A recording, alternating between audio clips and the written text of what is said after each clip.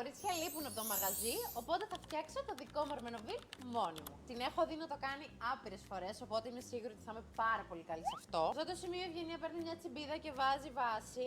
Απλά δεν ξέρω πού είναι η τσιμπίδα. Εδώ είναι η τσιμπίδα. Η τσιμπίδα μας! Λοιπόν, επειδή μου αρέσει πολύ η βανίλια, θα βάλω κλασικό αρμενοβίλ. Ωραία. Έχουμε λοιπόν τη βάση μας και για αρχή θα βάλω λευκή σοκολάτα. Μετά, επειδή είναι καλοκαίρι και θέλω κάτι κρύο, θα πάρω κρύα αλατσμένη καραμέλα.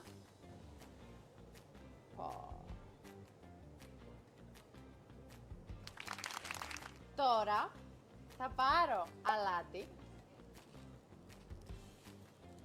και θα βάλω και λίγο ωραίο. Και τέλος θα βάλω και λίγο μαύρη σοκολάτα έτσι από πάνω.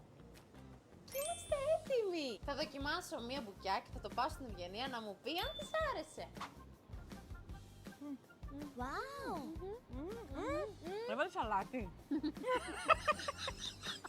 Παιδιά, ελάτε να το ζητήσετε και πείτε Ελισάβετ. Αλλιώς δεν θα σας το δίνω, μόνο με το όνομα Ελισάβετ. Έτσι.